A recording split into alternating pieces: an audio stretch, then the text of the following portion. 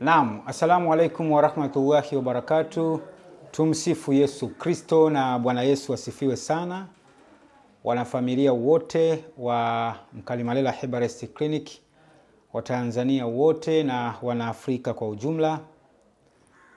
Ndugu zangu, awali ya yote kwanza nianze na kumshukuru Mwenyezi Mungu kwa dhati kabisa kwa kuweza kutupa pumzi wa Tanzania na wana Afrika wote. Lakini pia nitumie fursa hii kumshukuru Mheshimiwa Rais wa serikali ya Majini East Africa, Dr. Ramadhan Mbugi kutoka Dar es Salaam, Mheshimiwa General wa Ulinzi na Usalama wa Chuo Kikuu cha serikali ya Majini East Africa, ndugu Abubakar Popo kutoka Zanzibari, Mheshimiwa Makamu wa Rais wa serikali ya Majini East Africa, ndugu Munyikazi kutoka Dar es Salaam, Tanzania, waheshimiwa wote wateule wa Mheshimiwa Rais wa serikali ya Majini East Africa kokote mliko, ndugu wa Tanzania na Waafrika wote kokote mliko duniani, assalamu alaikum wa rahmatullahi wa barakatuh. Tumsifu Yesu Kristo na Bwana Yesu asifiwe sana. Ndugu zangu, aliyeko mbele yenu si mwingine ni Dr. Riziki Mkalimalela. Mimi ni daktari wa tiba asili na utafiti wa mitishamba katika taifa letu la Tanzania. Lakini pia Dr. Riziki ni mkurugenzi wa habari na maelezo wa chama cha Umawati Taifa. Halikadhalika Dr. Riziki ni mshauri mkuu wa chama cha madaktari wa tiba asili nchini Kenya. Lakini pia ni DTT, waziri mkuu wa serikali ya Majini East Africa. Ndugu zangu, leo nimeona nizungumze katika hotuba yangu fupi ambayo itakwenda kwa takribani dakika 45. Madhumuni makubwa ya kuweza kusema na Waafrika ni kulingana na mienendo halisi inayoendelea katika bara letu la Afrika. Tujaribu kuweza kukumbushana mambo kadhaa tu kwa uchache, ndugu zangu, yanayoendelea katika bara letu la Afrika, lakini pia kuwaomba viongozi wetu wa bara la Afrika kuwa makini sana kulingana na mienendo inayoendelea.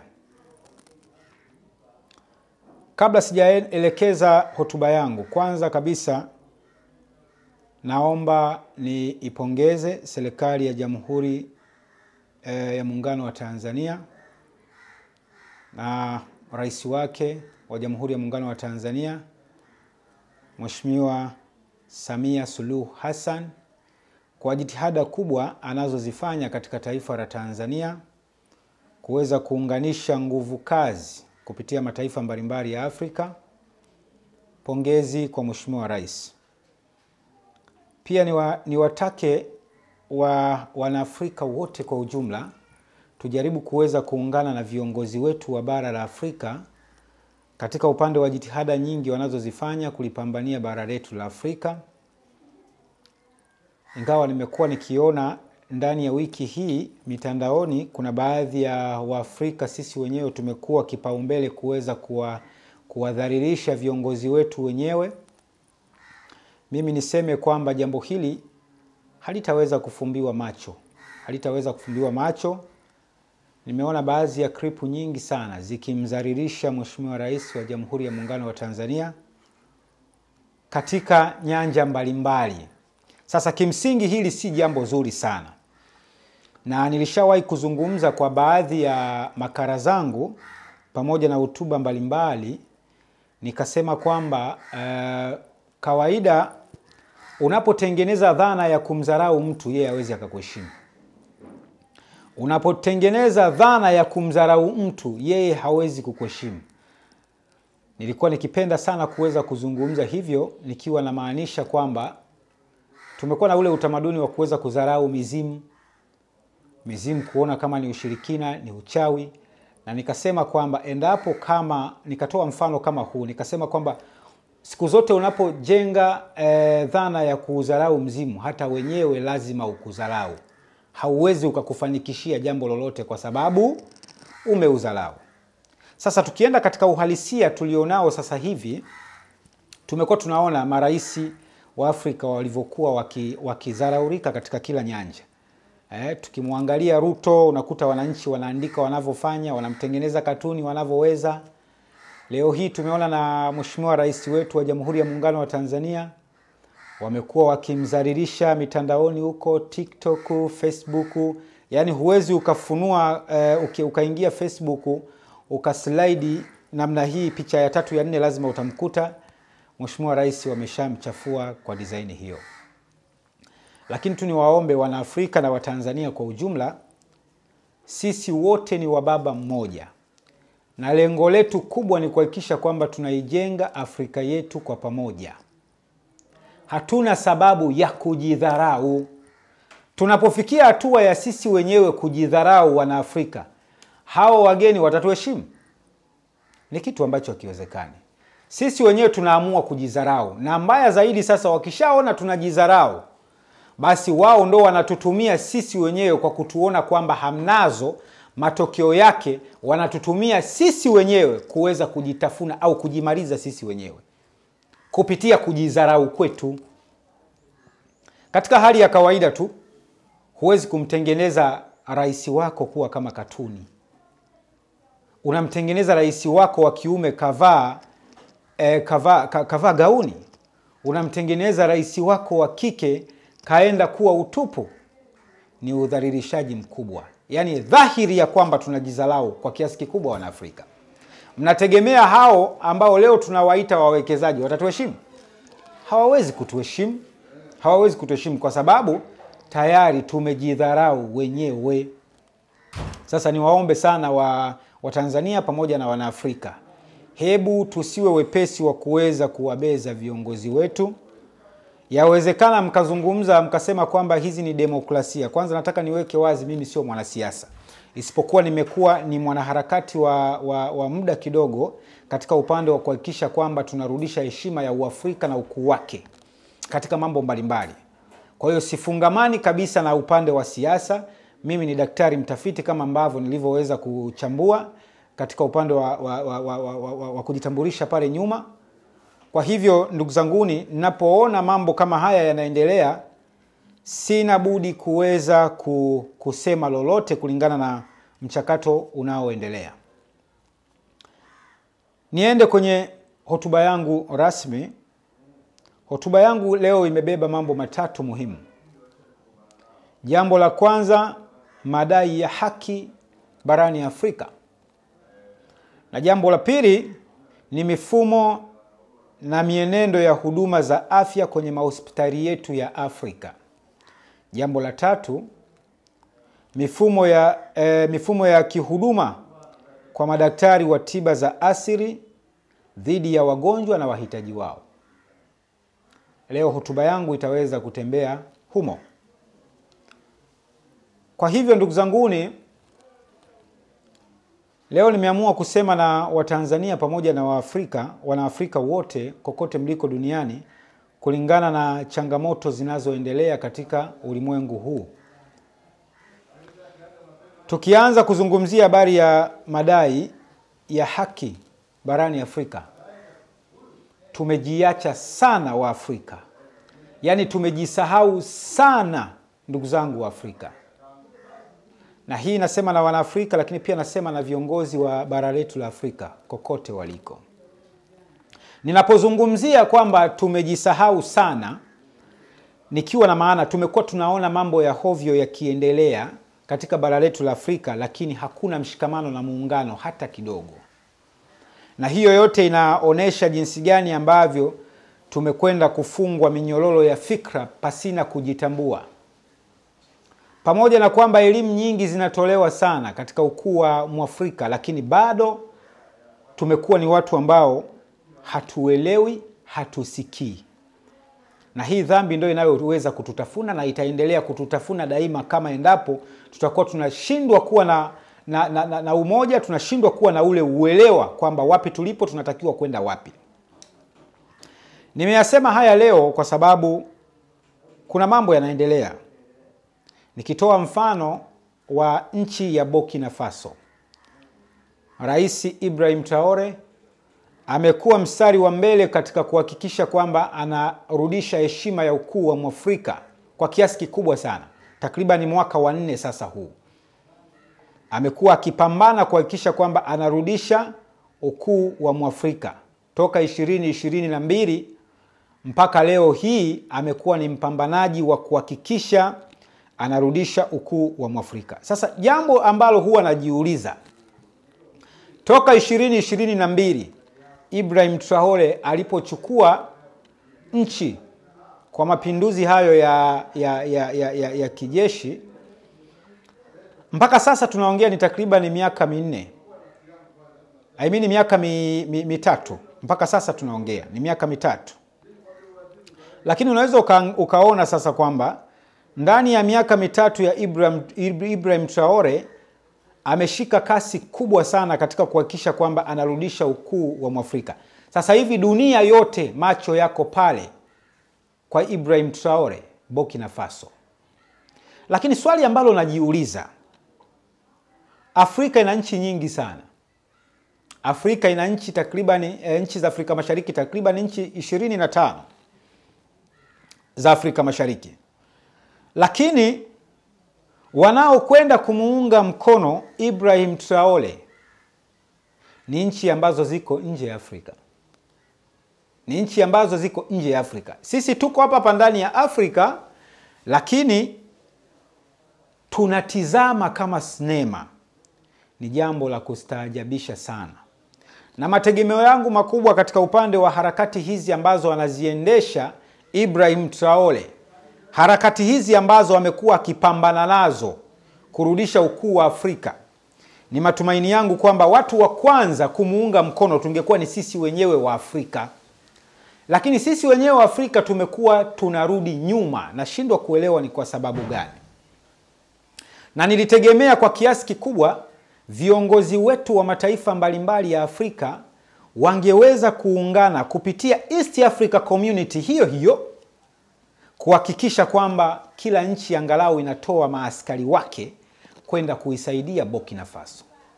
Lakini mpaka leo hii tunaona tu katika vyombo mbalimbali, baada ya kuwa tunafuatilia, tunaona ni nchi ambazo ni nje ya Afrika ndo zimekuwa kipaumbele kuweza kuisaidia Burkina Faso. Lakini sisi wenyewe tumejidharau. Na ndio maana narudi kwenye kauli yangu kwamba tunapojidharau hakuna wa kuweza kutuheshimu, kwa sababu sisi wenyewe tumejidharau. Yaani kila mmoja anachoangalia ni chungu chake tu, basi haangalii chungu cha mwenzake kinaathirika vipi. Hilo ni tatizo kubwa sana tulilonalo bara la Afrika pamoja na viongozi wetu pia. Kwa ni wakati ndugu zangu wana Afrika kuweza kuamka. Mimi nalia sana na viongozi wa Afrika sana kabisa. Kwa mfumo ambao unaoendelea pale Burkina Faso kwa miaka takriban 3 mpaka sasa, tungekuwa tayari tumeshakutana kwa kiasi kikubwa. Tumekuwa tayari tungekuwa na majadiliano ya kutosha kuhusiana na kuweza kusaidia nchi nyenzetu katika kuhakikisha kwamba tunaitoa kwenye janga ambalo wanalo mpaka sasa. Jambo la kushangaza sana. Na wao wanaendelea kutudharau, hao mabeberu wanaendelea kuweza kutudharau kwa sababu sisi tumejidharau tayari. Na ndipo ambapo hata wao hawana budi kusema kwamba ni lazima tuendelee kuitafuna Afrika, ni lazima tuibadilishe Afrika kuwa shamba la bibi au shamba la waranguzi, kwa kauli ya hayati Mwalimu Julius Kambarage Nyerere kwamba mabeberu au mabepari wamegeuza Afrika kuwa shamba la waranguzi. Tusirudi huko ndugu zanguni. Tusirudi huko. Na wakumbusha tena kwa mara nyingine, viongozi wa Afrika tuunganishe nguvu yetu ya pamoja kuweza kumsaidia Mheshimiwa Captain Ibrahim Traore katika jitihada ambazo anaendeleza kuzifanya kurudisha ukuu wa Mwafrika. Peke yake hatoweza. Peke yake Ibrahim Traore hatoweza. Kama hatoweza peke yake, kuna kila sababu ya sisi kuweza kuungana kwa kiasi kikubwa kuweza kumsaidia Ibrahim Traore. Huo ndo wito wangu kwa Watanzania, Wanaafrika na viongozi wote wakuu wa Afrika kuweza kuungana kwa ajili ya kuweza kurudisha ukuu wetu wa Afrika. Lakini jambo lingine, ndugu zanguni wa Tanzania, Wanaafrika na viongozi wa Afrika, nataka niseme na nyinyi kwa kuongezea tu, inatakiwa tuunganishe nguvu ya pamoja katika upande wa kuweza kugusa, haswa katika upande wa idara hii ya mitishamba. Madaktari wa tiba asili wamekuwa ni madaktari wenye kudharauriwa barani Afrika kulingana na shughuli zetu. Ndo tunarudi pale pale kusema kwamba ni wepesi wa kujidharau. Lakini kumbukwe, madaktari wa tiba asili Afrika Mashariki ni madaktari wenye nguvu sana. Na hata hizi huduma tunazoziona zinaendelea mahospitalini, chimbuko ni mitishamba.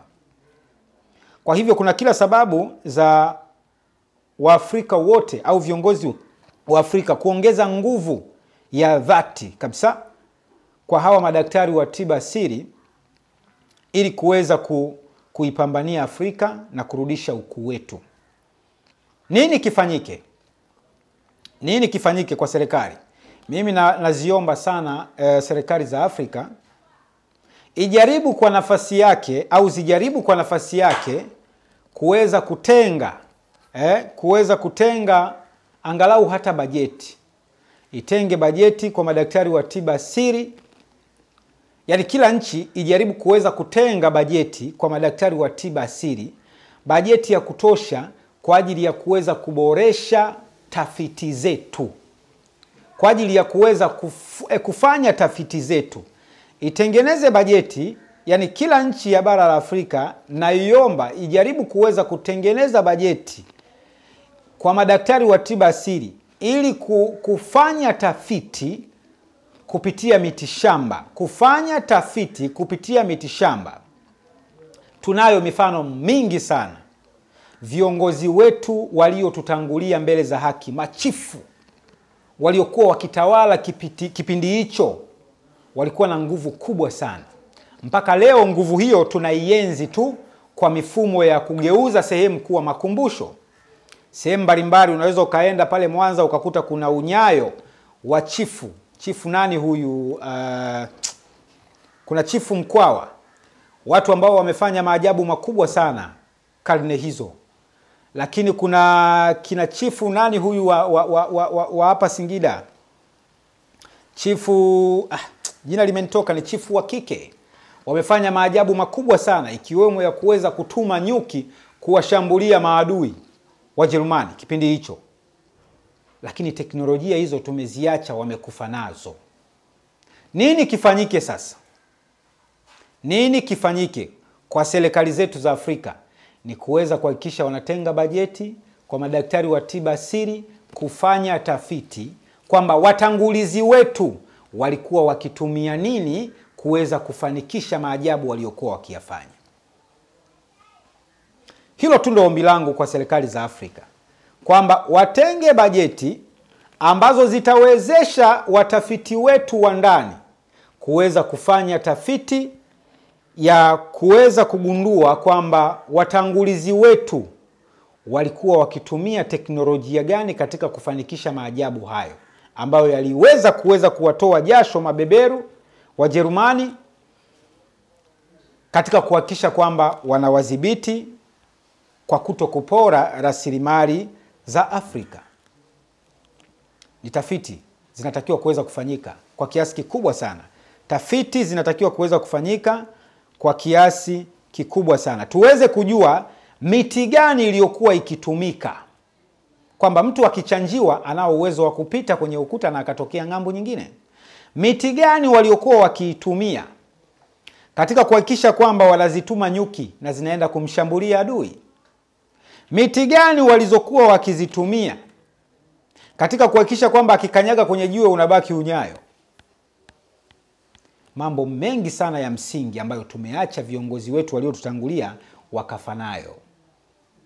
Kwa hiyo kazi kubwa iliyoko kwa sasa ni kuweza kuangalia jinsi gani ya kuweza kurudisha ule ukuu. Na njia pekee ni kuweza kudili na madaktari wa tiba asili, kufanya tafiti za kutosha. Na tafiti hizo sio zifanywe na kisha ziishie kwenye makabati tu. Rahasha. Tafiti zifanywe na kisha ziletwe mezani, zifanyiwe kazi kwa ajili ya Waafrika wote ulimwenguni.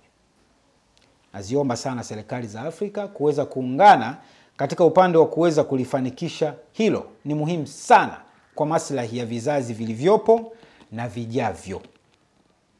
Naombeni sana ndugu zangu viongozi wa Afrika kuweza kuungana kulifanikisha hili. Jambo langu la pili ambalo nimekuja nalo leo katika hotuba ni kuhusiana na mifumo endelevu ambayo ipo katika upande wa mahospitali yetu ya Afrika. Nimekuwa nikitembelea baadhi ya nchi za Afrika, lakini pia kila nikibahatika kuweza kutembelea nchi fulani, nimekuwa ni mwepesi wa kuweza kufika mahospitalini kwa ajili ya kwenda kuwajulia hali wagonjwa na kuwapa pole. Lakini nimekuwa nikikutana na changamoto nyingi sana huko mahospitalini. Kuna baadhi ya nchi ambayo nimetembelea, siwezi kuitaja ni nchi gani, lakini nimekwenda kukuta udhalili mkubwa sana.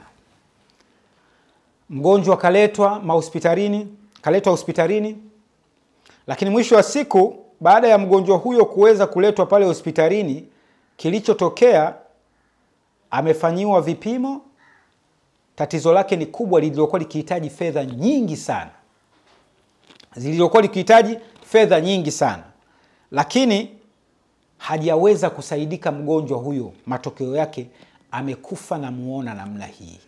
Ni jambo ambalo lilinisikitisha sana.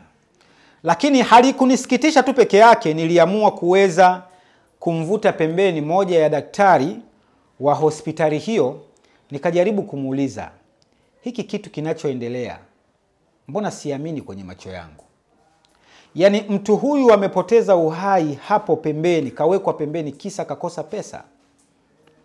Na hapo ndipo nilipogundua kwamba kumbe huduma za afya za wenzetu wazungu ni biashara.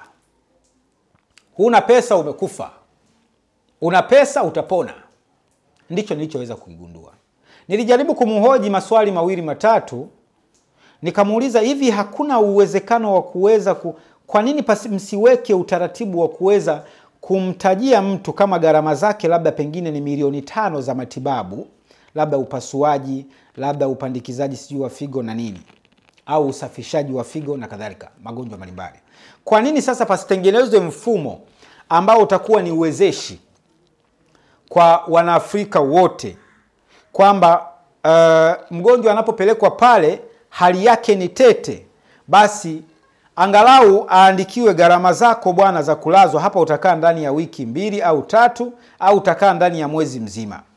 Gharama za kulazwa ni kadhaa, gharama za matibabu yako yote ni kadhaa. Ile gharama akawa anaifahamu kwamba ni milioni 10 pesa za Tanzania, au milioni 2 pesa za Kenya, au ni dola 1000 matibabu yako. Kwa sababu tumekuwa tunaona, sisi tunaishi kwenye familia, tumekuwa tukiishi kwenye familia za Kiafrika.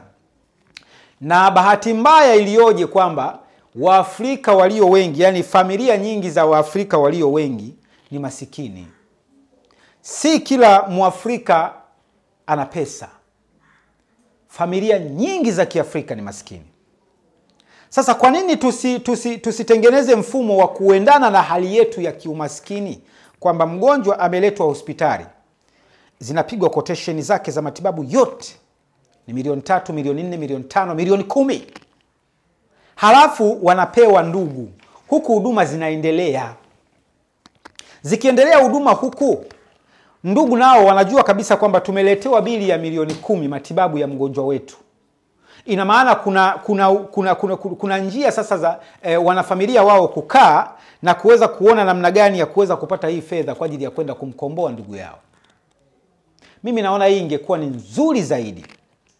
Na kwa bahati nzuri nafahamu baadhi ya nchi, sidhani kama itakuwa ni nchi zote za Afrika, unakuta kwamba kuna utaratibu wa misamaha. Sawa, tunakubali kuna utaratibu wa misamaha kwa baadhi ya mahospitali. Ni jambo zuri sana katika upande huo, kwa sababu si kila anayekwenda hospitalini anazo. Unakuta mwingine hata familia ilishamtelekeza, miaka mingi ilishamtelekeza, lakini hamwezi mkamwacha anakufa. Lazima mumuokoe kwa hali na mali. Kwa hivyo ndugu zangu, mimi ninachoomba, wito wangu kwa mahospitali au kwa serikali zetu za Afrika, iliangalie kwa jicho la tatu jambo hili. Mtu anapopelekwa hospitalini ana tatizo kubwa ambalo lina kosti shilingi milioni 10, milioni 5, milioni 20, milioni 30, laki 7. Lakini uwezekano wa kuweza kulipa pesa hizo kwa wakati haupo. Basi afanyiwe matibabu. Akishafanyiwa matibabu, wakati ndugu wanaendelea kujichanga kule, walete kile kiasi, kuliko kumwacha mtu anakata roho, kama ambavyo nilivyoshuhudia baadhi ya nchi niliyotembelea hospitalini, kwenda kushuhudia mtu anakata roho kisa amekosa dola 430 za matibabu yake. Ni kitu ambacho kilinishangaza sana. Lakini mbaya zaidi, mimi nilishusha lawama kwa madaktari. Nikamwambia, hivi kweli mnawezaje kuweza kuacha mtu anakufa kwa sababu tu amekosa shilingi 200?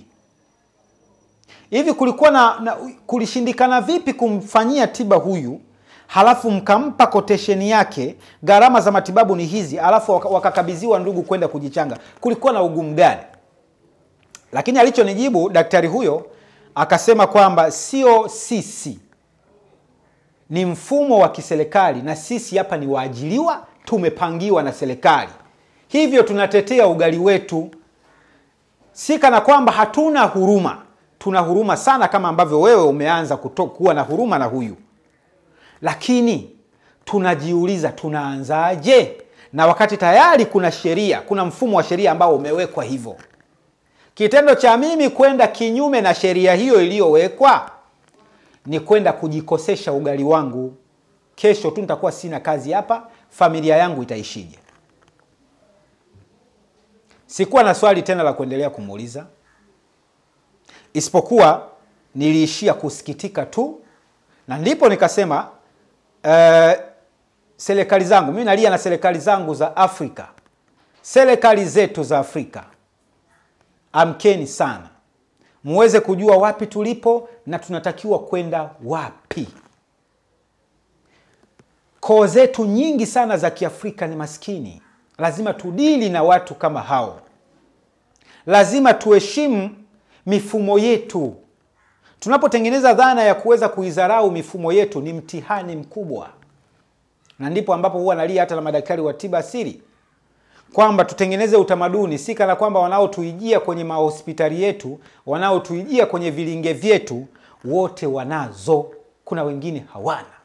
Lakini huwezi kumwacha mtu anakufa kwa sababu tu hana.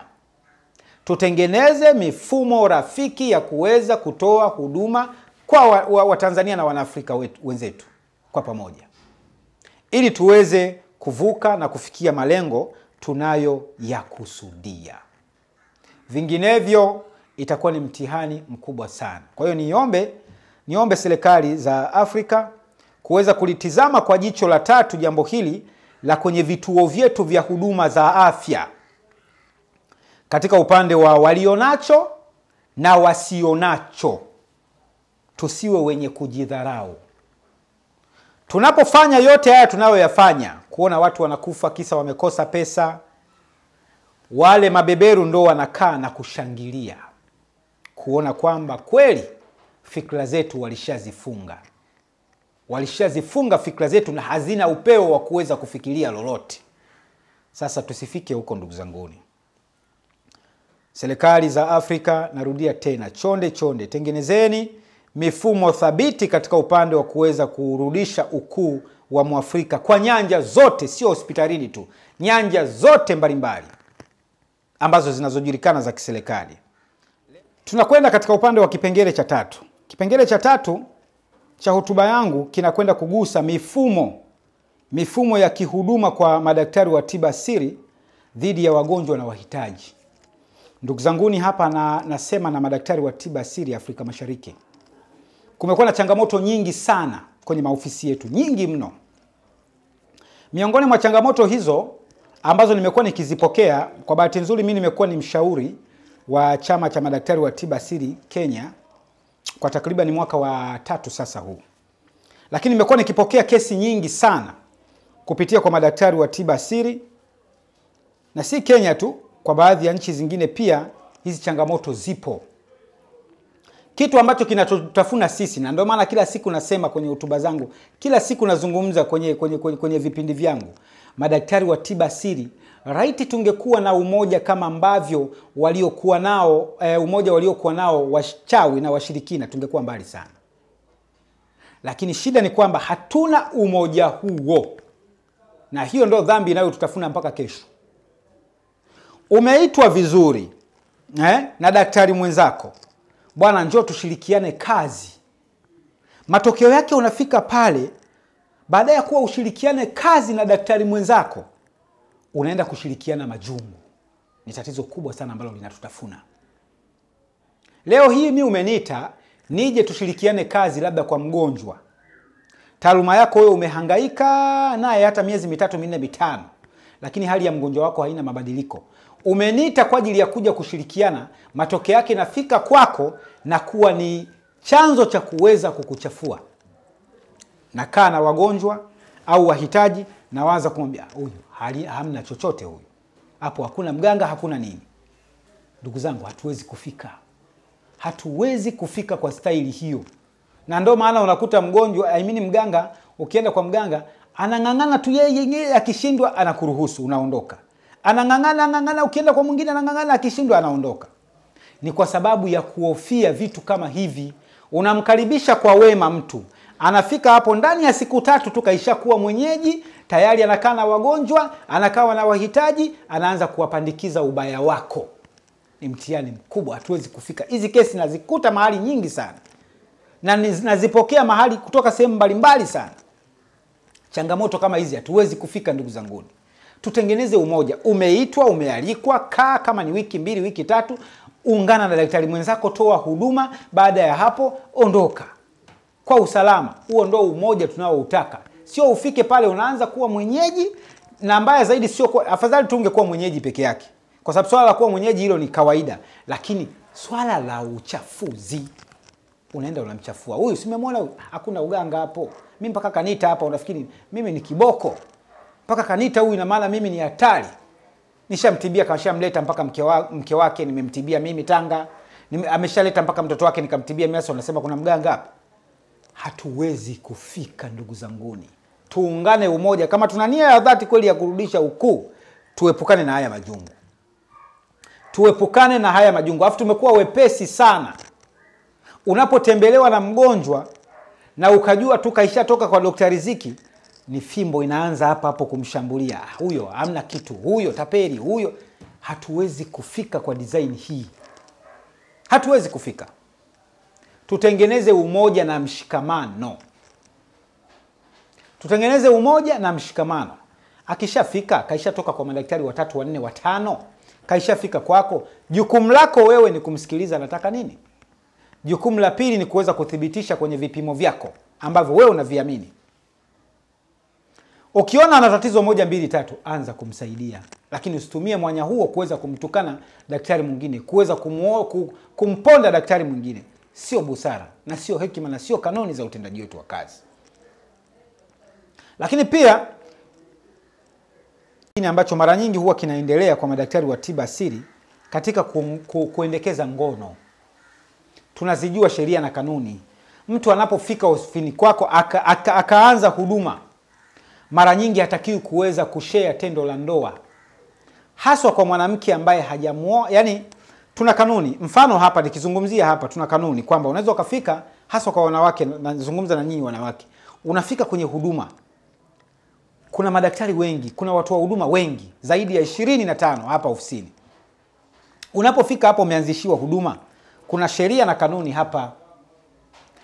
Hawa watendaji tunaowazungumza ni binadamu, wameumbwa na hisia. Umeona kabisa kwamba amekuanzishia tabia za kukutongoza katikati ya tiba, mwambie sheria zenu zinasemaje. Mkumbushe tu kwamba sheria zenu za hapa zinasemaje, kwa nini unanitongoza? Ukiona kwamba hajakoma, bado anaendelea tu, wasilisha taarifa. Bahati nzuri namba zangu mimi zipo masaa 24 zinapatikana. Piga niambie, daktari, niko katikati ya tiba, lakini kuna kijana wako ananifuatilia, ananisumbua, ananitumia meseji mara kwa mara, mimi nashindwa kuelewa hii imekaaje. Fikisha taarifa kwangu. Na wengi wamekuwa wakiwa na woga wa kuweza kuwasilisha taarifa kwangu kwa kuhofia kwamba mlengo akigundua anaweza kumtupia jini. Msiwe na imani hiyo. Kwa hivyo ndugu zanguni, pindi mnapokuwa mmepata changamoto kama hizo, msiwe wepesi wa kukaa kimya. Unapokaa kimya hatujengi, tunakwenda kuharibu. Na lengo letu sisi sio kwenda kuharibu, lengo ni kwenda kujenga. Tukumbuke sisi ni watoto wa familia moja. Ni watoto wa familia moja, tunajenga nyumba moja. Haina sababu ya kukaa kimya. Kwa unapohisi kwamba labda pengine umefika ofisini, umetendewa au umefanyiwa jambo ambalo limekuuzi, limekukera, toa taarifa. Simu zangu zipo hewani masaa 24. Piga simu muda wowote, hata kama ni audio utaacha au utaacha ujumbe wa maandishi, basi niachie hapo. Nikitulia, nikikutana na huo ujumbe, mimi hilo nalifanyia kazi. Tumekuwa tukifanya hivyo katika kipindi chote. Ukikaa kimya unakuwa hujengi. Tuko tayari kumkanya mara ya kwanza, tukamkanya mara ya pili, mara ya tatu asiposikia tunamtoa, tunamuengua. Watu wako wengi wanahitaji kufanya kazi. Hatuwezi kulea ujinga hata siku moja. Kwa hiyo katika ofisi yetu kuna kanuni na taratibu. Na kama ni mfuatiliaji mzuri wa vipindi vyetu, basi utakuwa umejifunza pakubwa sana. Hata kama unapokanyaga hapa kwenye kufanya tiba, hutoweza kubabaishwa na lolote, kwa sababu umekuwa ni mzuri wa kufuatilia vipindi vinavyoendelea. Kwa hiyo niwaombe sana ndugu zanguni, niwaombe sana wana familia, niwaombe sana wana Afrika, ukibahatika kuweza kufika kwenye ofisi yetu na ukafanyiwa matibabu, lakini pia matibabu hayo ukaona yameingizwa na makando kando na watendaji, usisite kuweza kutoa taarifa. Wengi, narudia tena, wengi wamekuwa ni waoga wa kuweza kuwasilisha taarifa kwangu kwa kuhofia kwamba endapo kama nitawaita watendaji wangu na wakagundua kwamba wewe ndio umeleta huo ukweli kwangu mimi, labda pengine watendaji wanaweza wakaingia kabatini kutengeneza uchawi kukusukumia wewe. Hilo halipo. Na katika kukulinda na kuhakikishia, haliwezi kujitokeza jambo hilo, kwa sababu ni mtu ambaye na akili timamu.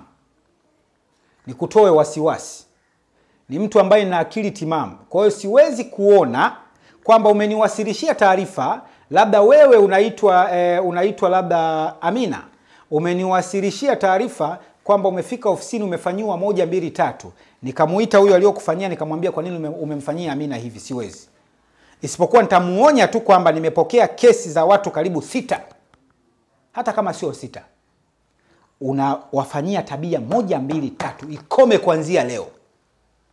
Nitampa onyo kwa mara ya kwanza, nitampa onyo mara ya pili, mara ya tatu hajasikia, huyo sio riski, atatolewa asiweze kuozesha watu wengine na maisha mengine yataendelea. Tuko hivyo. Na endapo ukaona kwamba umefanyiwa tiba mpaka mwanzo mpaka unafikia mwisho, na umekaa labda siku 60 au siku 90, hujaona mabadiliko ya aina yoyote, usisite kuweza kutoa taarifa kwangu kwamba daktari, nimefanya matibabu mpaka mwisho, lakini toka nimemaliza, huu ni mwezi wa 2 au ni mwezi wa 3, sijaona mabadiliko zaidi ya matatizo kuongezeka. Nitafuatilia mimi aliyekuhudumia, alianza vipi na wewe mpaka kumaliza, alimaliza vipi. Kama kutakuwa hakuna changamoto yoyote baada ya mimi kufuatilia kwamba alikwenda vizuri mpaka amemaliza ni vizuri, mimi nitarudi tena kwenye vipimo kuthibitisha kwamba tatizo ni lipi. Na kama endapo labda kuna sehemu atakuwa alikosea mtendaji huyo, tuko tayari kumuita na kumwajibisha. Lakini pia wewe kuweza kurekebishiwa mfumo ambao uliokuwa umekosewa pasina malipo ya aina yoyote mengine, kwa sababu kosa linakuwa ni la kiutendaji. Lakini kama endapo tutagundua kwamba makosa ni ya kwako wewe mwenyewe uliyafanya, nitakupokea pamoja na makosa ni ya kwako, na nitakusaidia tena kwa mara nyingine, tena bila shilingi 100. Huo ndio utaratibu ambao tumejiwekea sisi. Kwa hiyo msiwe na kusita kwamba endapo nikifikisha taarifa nitafanyiwa kitu kibaya na watendaji wake. Hapana, hiyo kwenye ofisi yetu haina nafasi kabisa. Tumekuwa tuna utaratibu, unaweza ukatoka kwa daktari huyu ukaenda kwa daktari huyu akakupigia vipimo akakwambia kwamba aliyekuloga wewe ni mganga wako. Tuepukane na ramli za kipumbavu za namna hiyo za kuchonganishana. Na zipo kwa madaktari wa tiba asili. Unatoka kufanya matibabu huku, unatoka huku unakwenda kufanya matibabu kwa daktari huyu, daktari huyo anafika anatumia fimbo hiyo hiyo kumchafua daktari huyu huku. Ikumbukwe kila daktari ana uwezo wake aliojaliwa na Mwenyezi Mungu. Tumia nafasi yako. Kaisha toka huku, mgonjwa huyu labda pengine hajasaidika, amekuja kwako, tumia nafasi yako kuweza kumhudumia, kumsaidia. Lakini usitumie fimbo hiyo kumchafua mwingine. Ni matatizo ambayo yataendelea kututafuna kila siku na tusifike. Tusijenge utamaduni huo ndugu zangu. Tusijenge utamaduni huo. Umefikiwa na mgonjwa kakueleza nimepita kwa waganga zaidi ya 6. Tatizo langu bado. Usitumie fimbo hiyo hiyo ukamwaminisha kwamba mganga wako wa pili ndo aliyeweza kukuharibia vitu hivi. Ni unyama. Tibu, kazi yako amefika pale ili asaidike. Yawezekana na wewe ukamtibu lakini asisaidike. Sisi kazi yetu ni kuweza kuonyesha njia ya kimafanikio. Mungu ndo anayeshughulika na kuweza kumpa mtu mafanikio, lakini sio mganga. Mganga anakuonesha njia za kuweza kufanikiwa. Kazi kubwa ya mganga ni hiyo. Mungu ndo anayetoa majibu, negative or positive. Kwa hivyo ndugu zanguni madaktari, nimeona niseme na nyinyi katika hili ili kuweza kujenga misingi imara katika upande wa huduma zetu, na huduma zetu ziendelee kushamiri. Nimezungumza mengi lakini sitaki kuwachosha ndugu zanguni. Naomba nitumie fursa hii kusema asanteni sana Watanzania, asanteni sana Wanaafrika wote kwa kuweza kunisikiliza katika hotuba yangu hii fupi yenye takriban dakika zaidi ya 30 kama si 40. Naomba niseme asanteni sana sana sana Watanzania wote na Wanaafrika kwa ujumla. Tuendelee kukumbushana katika mambo mbalimbali yanayoendelea kuweza kushamiri katika bara letu la Afrika, yenye lengo baya la kuweza kuididimiza na kuiangamiza tasnia hii ya tiba za asili, lakini pia yenye lengo la kuweza kudidimiza Uafrika. Hilo tu ndo naloliomba. Kwa hiyo ndugu zanguni wa Afrika wote, narudia tena na washukuru kwa dhati kabisa kwa kuweza kufuatilia hotuba hii mpaka hapa inapokwenda kuishia. Sina budi kusema na washukuru sana kwa yote yanayoendelea, lakini pia tuziombee baraka kubwa, neema nchi zetu zote za Afrika. Tuziombee dua, tuziombee sala, tuziombee nguvu za kimizimu katika kuhakikisha kwamba tunafanikisha kile kinachohitajika katika kurudisha ukuu wetu. Hiyo ndio dhana yetu na hakuna kingine. Kwa hivyo asanteni sana, niwatakie siku njema.